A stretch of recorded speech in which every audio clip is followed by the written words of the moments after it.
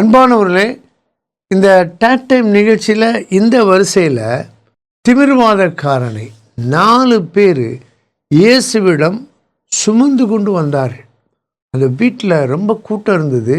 ஆண்டவராய் இயேசு வசனத்தை போய்த்து கொண்டிருந்தார். உள்ளே நுழைவுக்கு இடமில்லை. உடனடியாக அவங்க வெளியே வைத்து காத்து கொண்டிருக்கலாம். அப்படி செய்யலை.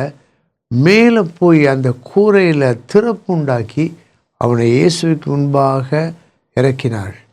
ஒரு சின்ன வீடியோ பாருங்கள். இந்த சம்பவத்தை பற்றி ஒரு நல்ல வீடியோ இருக்குது. நல்லா பாருங்கள், கவனமாக பாருங்கள். உங்களுக்கு தெரிந்த பகுதி, நீங்கள் வாசித்த பகுதி. ஆனால் இப்போ என்னெல்லாம் புதுசாக பார்க்கலாம். கர்த்தருடைய உதவினால் அதை கற்றுக்கொள்ள போகிறோம். வீடியோ பார்த்து கொஞ்சம் நேரம் அப்படியே வசனத்தையும் பார்த்து யோசிக்கலாம். ஒரு ப்ரோக்ராமில் ஷார்ட்ஸில் நான் எப்படி இந்த சம்பவம், இந்த குறிப்பிட்ட சம்பவம் இயேசு திமிர்வாதக்காரனை படுக்கை எடுத்துக்கொண்டு போன்னு சொன்னப்போ நடந்த அற்புதம் 3 சுவிசேஷங்கள் இருக்குதுன்னு சொன்னேன். நீங்கள் ஒருவேளை பார்த்துருந்தா அதில் மெமரி டிப்ஸ் நிறையா யூஸ் பண்ணுறேன். ஒன்று ஓடிபின்னா ஒரு நம்பர் 3 அல்லது 4 இலக்க நம்பர். அந்த ஓடிபி 925. இந்த 925 இருக்குது. அது அப்படியே வேர்ட்டிக்கலாக பார்த்தீங்கன்னா 925. மத்தேயு, மார்க்கு, லூக்கா. MT Matthew, MK Mark, LK Luke. அப்போ எங்கெல்லாம் இந்த சம்பவம் வருது? போன நம்ம படிக்கும்போது மத்திய 9ஆம் அதிகாரத்தில் நம்ம வாசித்தோம். சில கருத்துக்களை நான் சொன்னேன். யாரெல்லாம் அதில் இருக்கா, என்னெல்லாம் நடந்தது, சாய்ஸ், இது உபதேசமாக, சம்பவம் அல்லது அற்புதமாக, உரையாடலான்னு நம்ம பார்த்தோம். அது உரையாடலும் நடக்குது, அற்புதமும் நடக்குது.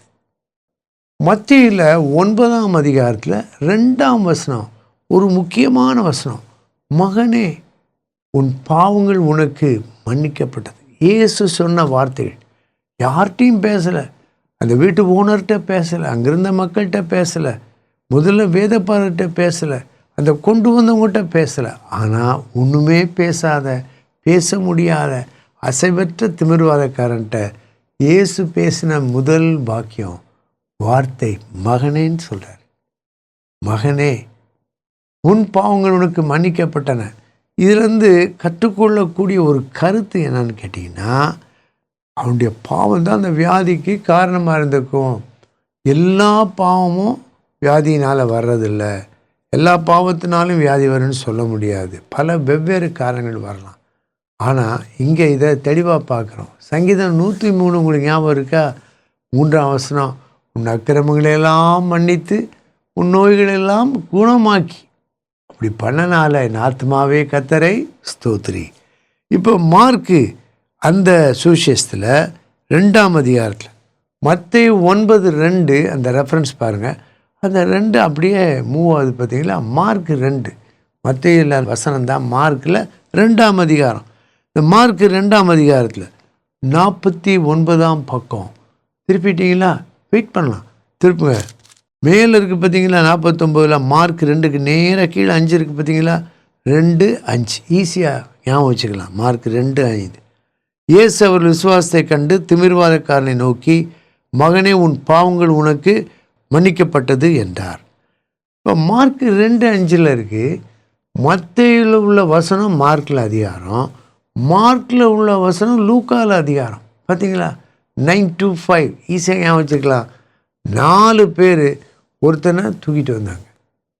4 பேர் ஒருத்தனை தூக்கிட்டு வந்தாங்க. லூக்கா 5. இப்படி தான் நம்ம சுற்றி நம்முடைய சபையில் நமக்கு தெரிஞ்சவங்க, படிப்பு வசதி இல்லாதவங்க நிறைய பேர் இருக்காங்க.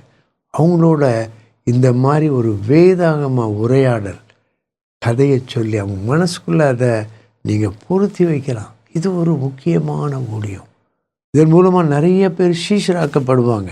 மத்தேயுல 9:1-8. ஆனால் மார்க்கில் 1-12 12 வசனங்கள், அங்கே 8 வசனங்கள். அப்போ இந்த பகுதி கொஞ்சம் டிஸ்கிரிப்டிவாக, விளக்கமாக, விவரமாக இருக்குது. அது அப்புறமா நம்ம பார்ப்போம். ஆனால் வாசிப்போம்.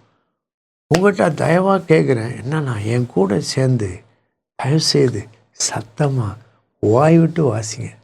கொஞ்ச நேரம் தான் ஆகும். என் கூட சேர்ந்து வாசிங்க. நான் உங்கள் சத்தத்தை கேட்க முடியாது. இருந்தாலும் நான் உங்களுக்காக நானும் ஜெபம் பண்ணுறேன், எங்களோட கூட இருக்கவங்க ஜெபம் பண்ணுறாங்க. நீங்கள் நல்ல ஆவிக்குரிய பழக்கங்களை கற்றுக்கொள்ளணும். அப்படின்னு ஜெபம் பண்ணிட்டு இருக்கோம். அவர் நாமத்தில் பேய்கள் ஓடும், எல்லா செய்வினை காட்டுகள் முறியும். அவர் நாமத்தில் பேய்கள் ஓடும், எல்லா செய்வினை காட்டுகள் முறியும். நாம் விடுதலை அடைவதற்கென்று வேறு நாமம் நமக்கில்லையே. நாம் விடுதலை அடைவதற்கென்று வேறு நாமம் வாசிப்போமா? முதல் வார்த்தை பாருங்க, சில நாட்களுக்கு பின்பு. சில நாட்களுக்கு பின்பு அவர் மறுபடியும் கப்பர்நகூமுக்கு போனார். அவர் வீட்டில் இருக்கிறார் என்று ஜனங்கள் கேள்விப்பட்டு உடனே வாசலுக்கு முன் நிற்க இடம் போதாதபடிக்கு அநேகர் கூடி வந்தார்கள். அவர்களுக்கு வசனத்தை போதித்தார். அப்பொழுது 4 பேர் ஒரு திமிர்வாதக்காரனை சுமந்து கொண்டு அவரிடத்தில் வந்தார்கள். ஜனக்கூட்டத்தின் நிமித்தம் அவருக்கு சமீபமாய் சேரக்கூடாமல் அவர் இருந்த வீட்டில் மேற்கூரையை பிரித்து திறப்பாக்கி திமிர்வாதக்காரன் கிடக்கிற படுக்கையை இறக்கினார்கள். இயேசு அவர்கள் விசுவாசத்தை கண்டு திமிர்வாதக்காரனை நோக்கி, மகனே, உன் பாவங்கள் உனக்கு மன்னிக்கப்பட்டது என்றார். அங்கே உட்கார்ந்திருந்த வேதபாரகரில் சிலர், இவன் இப்படி தேவ தூஷணம் சொல்லுகிறது என்ன? தேவன் ஒருவரே அன்றி பாவங்களை மன்னிக்கத்தக்கவர் யார் என்று தங்கள் இருதயங்களில் சிந்தித்து கொண்டிருந்தார்கள். அவர்கள் தங்களுக்குள்ளே இப்படி சிந்திக்கிறார்கள் என்று இயேசு உடனே தம்முடைய ஆவியில் அறிந்து அவர்களை நோக்கி, நீங்கள் உங்கள் இருதயங்களில் இப்படி சிந்திக்கிறது என்ன? உன் பாவங்கள் உனக்கு மன்னிக்கப்பட்டது என்று சொல்வதோ, எழுந்து உன் படுக்கையை எடுத்துக்கொண்டு நட என்று சொல்வதோ எது எளிது? பூமியிலே பாவங்களை மன்னிக்க மனுஷகுமாரனுக்கு அதிகாரம் உண்டென்பதை நீங்கள் அறிய வேண்டும் என்று சொல்லி திமிர்வாதக்காரனை நோக்கி, நீ எழுந்து உன் படுக்கையை எடுத்துக்கொண்டு உன் வீட்டுக்கு போ என்று உனக்கு சொல்லுகிறேன் என்றார். உடனே அவன் எழுந்து தன் படுக்கையை எடுத்துக்கொண்டு எல்லாருக்கும் முன்பாக போனான். அப்பொழுது எல்லாரும் ஆச்சரியப்பட்டு, நாம் ஒரு காலம் இப்படி கண்டதில்லை என்று சொல்லி தேவனை மகிமைப்படுத்தினார்கள். ஆமென். இந்த பகுதியை நல்லா கருத்தா வார்த்தையை மையப்படுத்தி அழுத்தம் கொடுத்து நம்ம வாசித்தோம். கொஞ்ச நேரம் தான், ஒரு 1.5 நிமிஷம் தான் ஆயிருக்கும். ஆனால் பாருங்கள், வாசித்தது எவ்வளவு நிறைவாக இருக்குது. இப்போ நம்ம பார்க்க போகிறோம். எங்கே நடந்தது? வீட்டில். எங்கேருந்து அவனை கொண்டு வந்தாங்க? அவன் வீட்டிலேருந்து. இப்போ 4 பேர் இருக்கு. மார்க் சுவிசேஷத்தில் 2ஆம் அதிகாரம் 3ஆம் வசனத்தில் 4 மேலே எழுதிக்கலாம். எப்படி ஞாபகிக்கிறது? 2ஆம் அதிகாரம் 3ஆம் வசனம் 4 பேர். இன்னொரு சொல்லட்டுமா? 2ஆம் அதிகாரம் 3ஆம் வசனம் 4 பேர். ஒருத்தனை 1 2 3 4 பார்த்தீங்களா? இனிமேல் அந்த வசனம், அந்த இடம் எல்லாம் மறக்காது. வேதத்தை ஏன் மறக்காமல் நம்ம மனசுக்குள்ளே வச்சுக்கணுன்னா, நம்ம நினைவு, எண்ணங்கள், மனசு, உள்ளம், அங்கே தான் பாவம் ஆரம்பமாகுது. வசனத்தை வச்சோம்னா பாவத்தை வசனம் கழுவி விடும். பாவம் செய்யாமல் பரிசுத்தமாக நம்மை காத்துக்கொள்ளும். ஆகவே தான் இது ரொம்ப முக்கியம். நம்ம மத்தேயுவில் படிக்கும்போது படித்தோம். இங்கே பாருங்கள், 3ஆம் வசனத்தில் திமிர்வாதக்காரன் இருக்குது, 4ஆவது வசனத்தில் திமிர்வாதக்காரன் இருக்குது, 5ல் இருக்குது, 10ஆவது வசனத்தில் திமிர்வாதக்காரனை நோக்கி 3 4 5ல் இருக்குது. 3 4 5 10 4 இடத்துல இருக்குது. 3ஆம் வசனத்தில் திமிர்வாதக்காரனை சுமந்து கொண்டு அவரிடத்தில் வந்தார்கள். திமிர்வாதக்காரன் கிடைக்கிற படுக்கையை இறக்கினார். 2 தடவை இயேசு திமிர்வாதக்காரனை நோக்கி. இப்போ தான் வேதத்தை நம்ம தியானிக்கிறோம், படிக்கிறோம். இது ஒரு உரையாடல். அவன் பேசுனானா இயேசு பேசுகிறார். ஆனால் இதெல்லாம் நடந்துக்கிட்டு இருக்கும்போது அங்கே உட்கார்ந்திருந்த வேதப்பாரகரில் சிலர், வேதப்பாரகர், பரிசேயர், இவங்கெல்லாம் பழைய ஏற்பாட்டு நியாயப்பிரமாணத்தை நன்றாக தெரிஞ்சவங்க. ஆனால் ஆவிக்குரிய தன்மை அவங்களுக்கு இல்லை. இயேசுவிடம் எப்படியாவது குற்றம் கண்டுபிடிக்கலாம், என்று அதுதான் அவங்களுடைய நோக்கம். அப்படிப்பட்ட நோக்கத்தோடு தான் வந்திருந்தாங்க. ஆனாலும் ஆண்டவர் அந்த இடத்துல அவருக்கு பதில் கொடுக்கிறார். அவர்கள் முன்னிலையிலே இந்த அற்புதம் நடக்கிறது. தேவனுக்கு பாவங்களை மன்னிக்க அதிகாரம் உண்டு, தேவன் மட்டுமே பாவத்தை மன்னிக்க முடியும் அப்படின்னு அவங்க நம்பினாங்க, சொல்கிறாங்க. ஆனால் இயேசு கிறிஸ்துவும் தேவகுமாரன் அவங்களால விசுவாசிக்க முடியல. அப்போ தான் ஆண்டவர் அவங்களோட பேசுகிறாரு. அது உரையாடல். 7 8 பாருங்கள். இருதயங்களில் சிந்தித்து கொண்டிருந்தார்கள். 8 இப்படி சிந்திக்கிறார்கள் என்று ஆவியில் அறிந்து. இப்படி சிந்திக்கிறது என்ன? சிந்திக்கிறது மட்டும் ஒரு குறிப்பிட்ட கலரில் 2 வசனங்களில் 3 முறை இயேசுவுக்கு எதிராக இருந்தவங்க எப்படி யோசிக்கிறாங்கன்னு ஆண்டவரால் பார்க்க முடிஞ்சுது. ஆவியில் உள்ளே அவருக்கு தெரிஞ்சிருச்சு. அவங்க மனசில் ஓடுறத சொல்லிட்டார், அப்படியே சொல்லிட்டார். ஆனாலும் அற்புதத்தை செய்தார், நீங்கள் அறிஞ்சிக்கணும் அப்படின்னு சொல்லி திமிர்வாதக்காரன்ட்ட பேசுகிறாரு. அவர் பேசின உடனே சில இடத்துல கையை பிடித்து தூக்குறாரு, கைகளை வைக்கிற, இங்கே பேசுகிறாரு. பேசின உடனே அவர் என்ன சொன்னாரோ அதைப்படி அவன் எழுந்து தன் படுக்கையை எடுத்துக்கொண்டு எல்லாருக்கும் முன்பாக போனான். அப்பொழுது எல்லாரும், பார்த்தீங்களா, எல்லாரும் 2 இடம் வருது பார்த்தீங்கன்னா. இப்படி தான் வசனத்தை வார்த்தையை கவனிக்கணும். இப்படி கண்டதில்லை என்று சொல்லி தேவனை மகிமைப்படுத்தினார்கள். இங்கேயும் நீங்கள் என்ன பண்ணலாம், 2ஆம் அதிகாரம் 1ஆம் வசனம் பக்கத்தில் 9 to 5 இப்படி எழுதிக்கலாம்.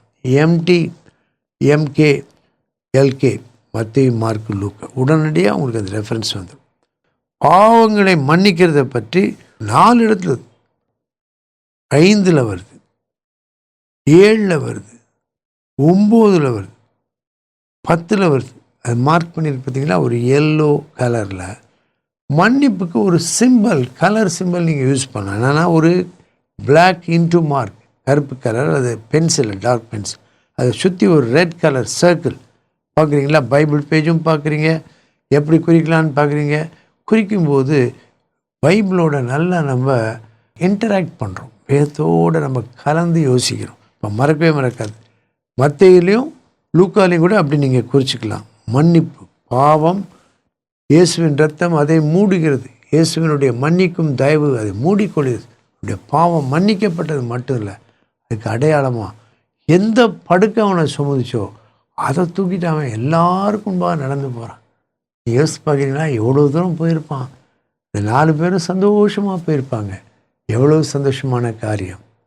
அவர் நாமத்தில் அற்புதம் நடக்கும், தீமையானாலும் நன்மையாய் மாறும். அவர் நாமத்தில் அற்புதம் நடக்கும், தீமையானாலும் நன்மையாய் மாறும். நம் காரியம் வாய்ப்பதற்கென்று வேறே நாமம் நமக்கில்லையே. நம் காரியம் வாய்ப்பதற்கென்று வேறே நாமம் நமக்கில்லையே. அவர் நாமம் இயேசு கிறிஸ்து, அவர் நாமம் இயேசு கிறிஸ்து. பிதாவே, நன்றியோடு ஸ்தோத்திரிக்கிறோம். இந்த காலை வேளையில் ஆண்டவரே, கர்த்தாவே, இந்த கருத்துக்களை எங்களுக்கு கற்றுக் கொடுத்திருக்கிறீர்.